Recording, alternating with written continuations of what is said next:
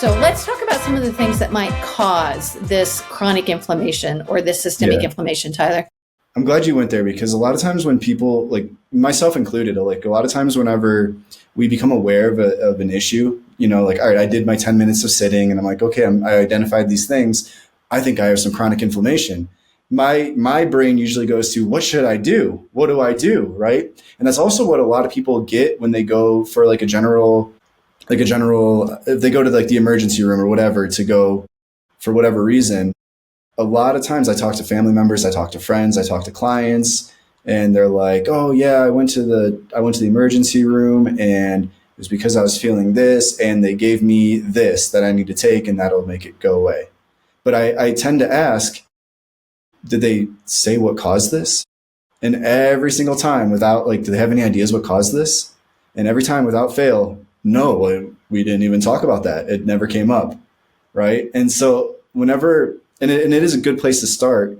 If you notice that you've got something going on in you, like chronic inflammation, the answer to what you should do or what you could do oftentimes stems from what caused this to happen, right? So I'm glad you went there first instead of what do we do when you have chronic inflammation? Yeah. I think the first step is identify what might have caused this. Right. It's more of a functional medicine approach is finding the root cause as opposed to in allopathic medicine. We do a great job of treating symptoms and thank God we do. If you've ever had a full blown allergic reaction where you're breaking out in hives and you're struggling with breath. I mean, my daughter is allergic to peanuts. You do not want to see a peanut allergy. I mean, it's life threatening and it's scary. Right. And so, thank God that we do have symptomatic relief for those types of things, but it's understanding what the root cause is and backing up from there and seeing if we can't not necessarily safeguard ourselves, but set ourselves up, for more stability in the long term, and less aches and pains and less, just more well-being, basically. So let's talk about that. So let's talk about some of the things that can cause chronic inflammation. So you want to go first, Tyler? Because I got a whole list of stuff.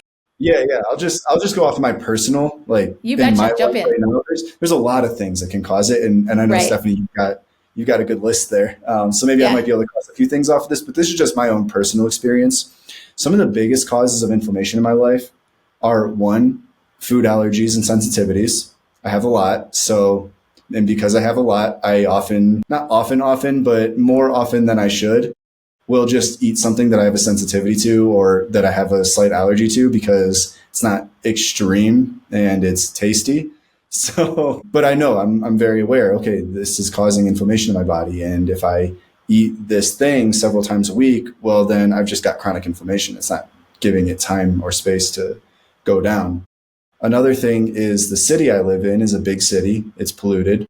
They're actually right now downstairs in the garage replacing the doors on the garage. And so there's dust going up in the air, things like that. Another thing is sleep.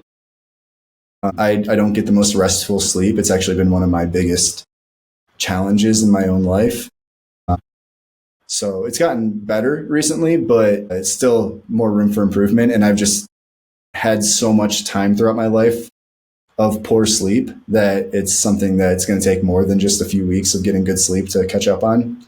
I'm aware of that. Another thing, exercise too. I go to the gym several times a week and I know that, that's not chronic inflammation, but if I'm not proactive about recovery from the gym, it could be. So that's just some things that come up in my life. And then stress, of course, too.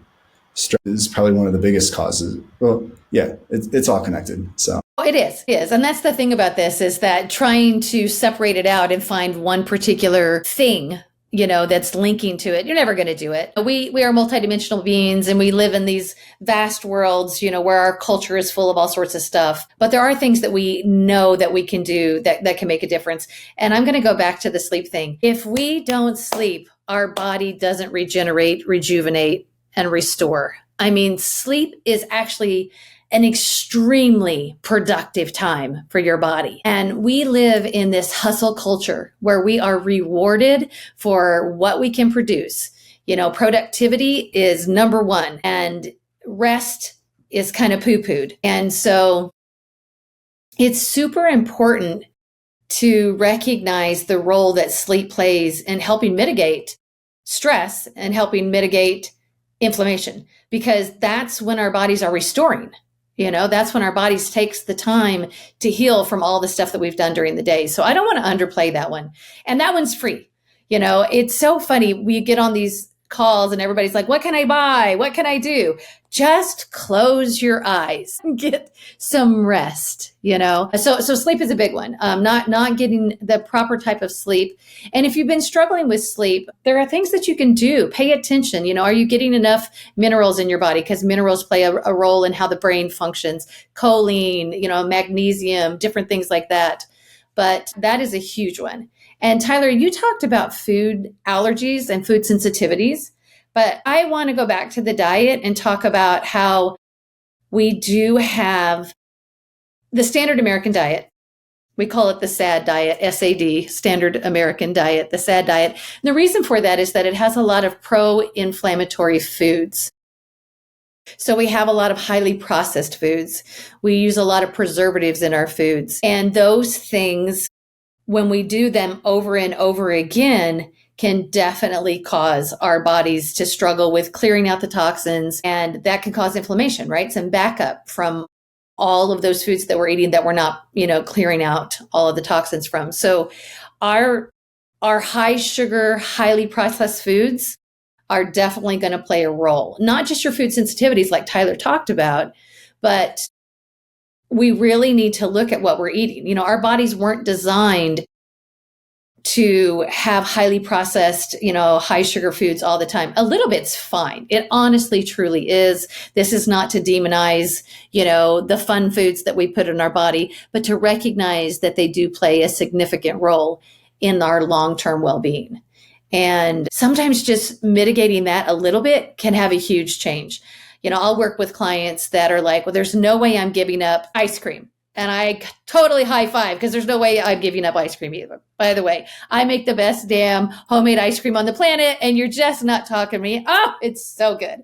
You're just not talking me out of it, right? I mean, so it's not about giving that up, but it's, making sure that, you can find time in between when you do those things to give the body time to rest. So, I'll have clients that are like, okay, during the week I can, cut out these processed foods or these highly sugar foods, but every Sunday night at, grandma's house, she always serves her favorite apple pie. And you absolutely have to have the apple pie, especially one made by grandma, right? I mean, it's full of love and yumminess, and it's blessed, and so, but pay attention to your diet. I know that a lot of people can make a huge difference just by eliminating a few of the really highly processed, high sugar foods. So diet plays a huge role. And Tyler, you mentioned it, but stress, it's this catch-all phrase that we all use, right? Stress. But let's talk about what stress does, what it actually does to the body. You elevate your cortisol levels, which is that stress hormone. Your adrenals get involved, and all of a sudden the body's working on this fight or flight, and we tend to be in fight or flight a lot more than our bodies were ever intended to be. Our fight or flight mechanism in our body, which is that stress response, was meant, to be used when we were running from a bear, right? In caveman time, we would all everything was cool. We slept when the sun slept, and we were awake when the sun was awake. And, the only time we really hit the stress responses, when we were facing some sort of immediate, imminent danger, like running from a bear. Now, our bodies tend to flip over onto that sympathetic nervous system, that stress response all the time. We get a buzz on our phone, and we get stressed, right? We get a text, we get a call, we look at an email all day long. We go through the lights, the traffic, all this type of stuff keeps us in a chronic state of stress, which can lead to chronic inflammation. So I think it's really important to not blow those off. We tend to want the little silver bullet, like, oh, it's got to be this one food that I'm eating, or it's got to be this one thing that I'm doing. And it might be this overall lifestyle that, we could step back from and maybe make some changes to.